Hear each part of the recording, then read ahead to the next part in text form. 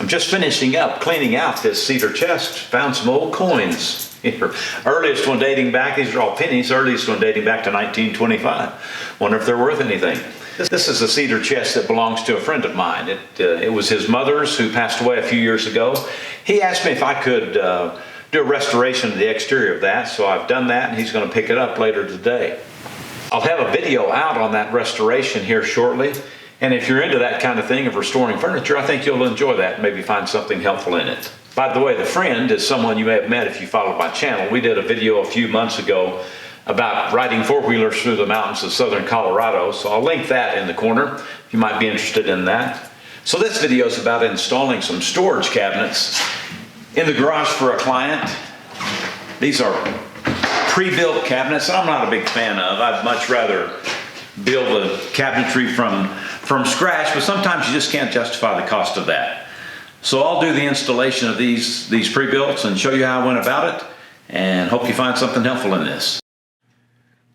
Okay, so we're going to transform the open wall in the garage to a wall full of storage cabinets. We have 6 cabinet units that are 12 inches deep, 30 inches tall, and 36 inches wide. We also have one tall unit that is 16 inches wide and 20 inches deep. And all of these cabinets will be suspended from the wall, including the tall unit. The owners already determined what kind of layout they wanted, so my first task was to locate studs to be able to screw the cabinets into. You always hope to have studs beyond 16-inch centers, which makes finding plenty of wood to hang the cabinets from pretty simple. But of course in this case they're 24-inch on center, which isn't great, but I only have one cabinet stack where we have just one stud in the space behind the cabinet. Let's take a look at the structure of these pre-built cabinets, which is pretty typical for most comparable types of pre-built units. In this case, everything is made from particle board or MDF, which is covered with a vinyl layer. The fronts are 3/4 inch material, while the sides, tops, and bottoms are 1/2 inch thick. The back, which is stapled to the back of the cabinet, is 1/4 inch thick material. One way to increase the strength of the whole structure of the unit would be to add a couple of 3/4 inch nailer strips to the top and bottoms of the boxes. That would be something to do if you're expecting your cabinets to be loaded with a lot of heavy things. In this case, we're going with just a standard installation. We are installing 3 of these units side by side on top, and then we'll add the 3 other units directly below. The tall cabinet will mount against the left side of these other units. All of the face frames of these 6 cabinet units will be screwed together, in addition to being screwed to the studs in the wall. The left cabinet unit only has one stud behind it, which is about in the center of the cabinet. In order to beef up the strength of this installation, I'm going to add 4 toggle bolts, and in this case, a product called togglers, which function like standard toggle bolts. I got the spots for the placement of the toggle bolts by putting the cabinet in its place, then drilling smaller holes in the sheetrock. Now I'm able to enlarge those holes to allow the flange parts of the toggle bolts to pass through. Again, the thing that is important to me is to keep the face frames of the cabinets as close to flush as possible. So by clamping them together and pre-drilling holes, I'm able to run 2.5 inch assembly screws through the face frames to pull them together tightly. Then I'm able to finish snugging up the toggle bolts as well as the assembly screws that I'm running into the stud in the center of the cabinet. Now here's the story on this unit. There are times during very heavy thunderstorms that water can flood the garage for brief periods of time.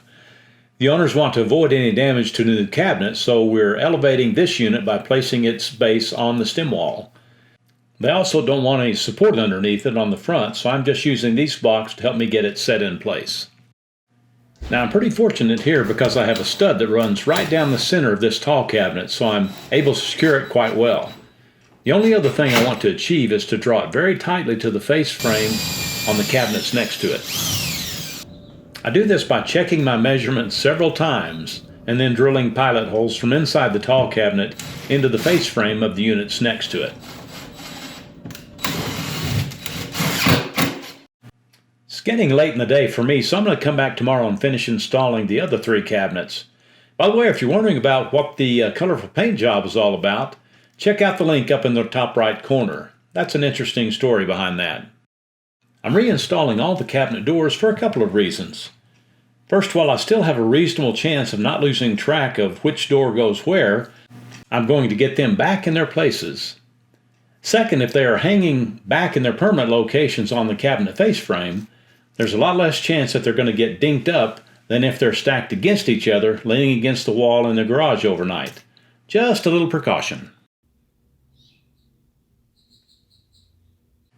The rest of the installation is to start from left to right and just stack the remaining cabinets in place and secure them to the wall in the same way the upper cabinets are. But before I ran any screws into the studs, I used the clamps to hang the lower cabinets off the uppers. I used my knee to hold the bottoms of the cabinets against the wall, and then tighten the clamps to make sure both face frames were flush with one another. Then follow the same process of drilling pilot holes through both face frames and secure them together with assembly screws.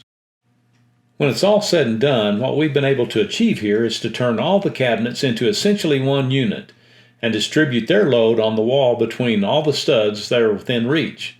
And we even threw in a few toggle bolts in the center of this bunch of cabinets, just because. I know I said at the start of this video that I'm not a big fan of these types of cabinets, and I'm really not.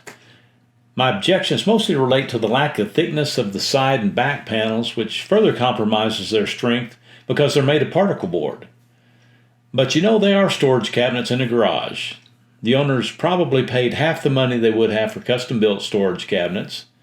These things go up quickly and will probably give them a lot of years of service. But the last thing I have to say about them is, they really look pretty darn good.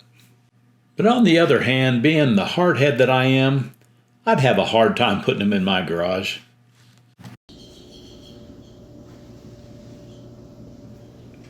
They really do look pretty good.